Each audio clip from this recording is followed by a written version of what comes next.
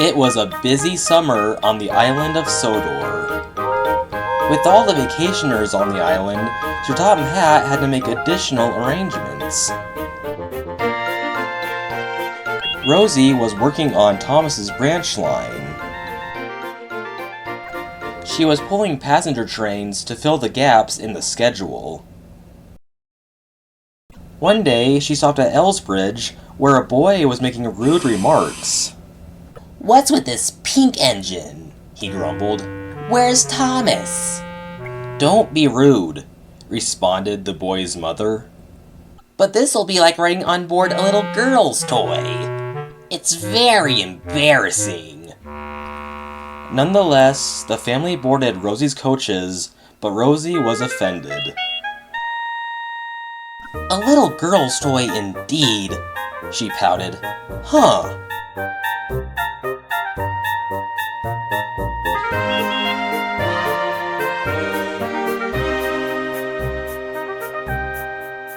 Later that day, Rosie made her last stop back at Knapford. "What's wrong, Rosie?" asked Edward. "You seem rather upset." Rosie told Edward about the boy.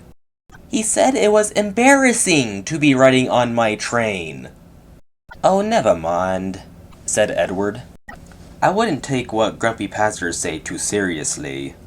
"Especially grumpy children," he laughed. Rosie just sighed.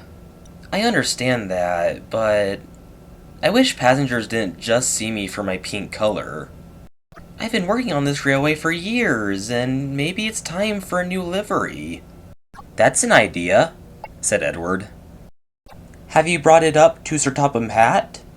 "No, I haven't. My driver says I don't need a new coat of paint until something happens to my current one anyway." "Well, I think it's still worth mentioning. I'm sure Sir Topham Hatt will understand." Just then, the guard whistled.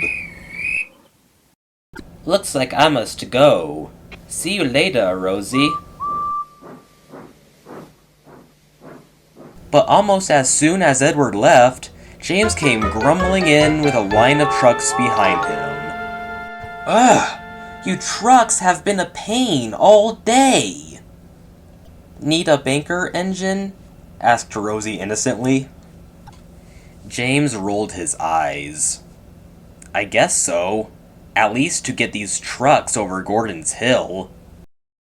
So Rosie coupled up to the back of James's train, and off they went.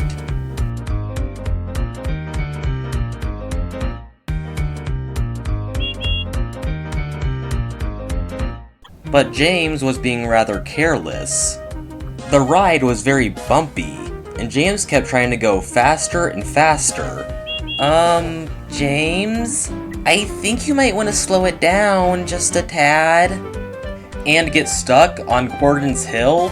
Pah! Besides, the sooner we get this train delivered, the better.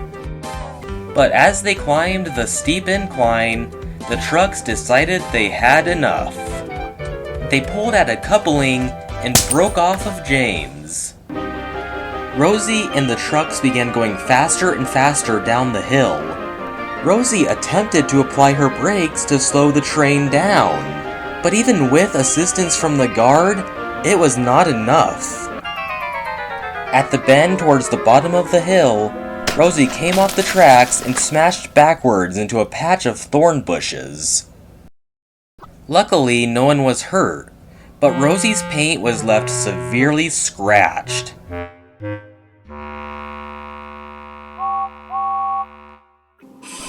"Oh dear, I'm sorry, Rosie.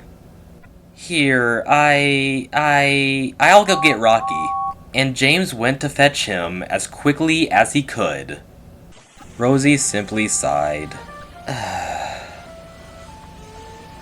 James and Rocky cleared away the derailed trucks.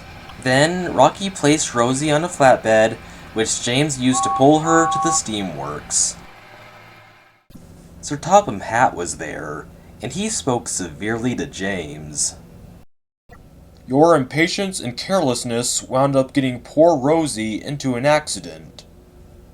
I hope you think about this the next time you try rushing your trains. Yes, sir. Sorry, sir.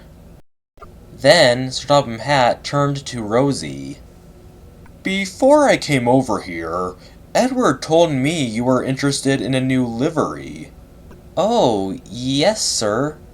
Well, since you've been of great help on my railway, I think it is fair that you should not only get to choose what color you'd like to be painted in, but shall be given a number and the Northwestern Railway lettering on your sides.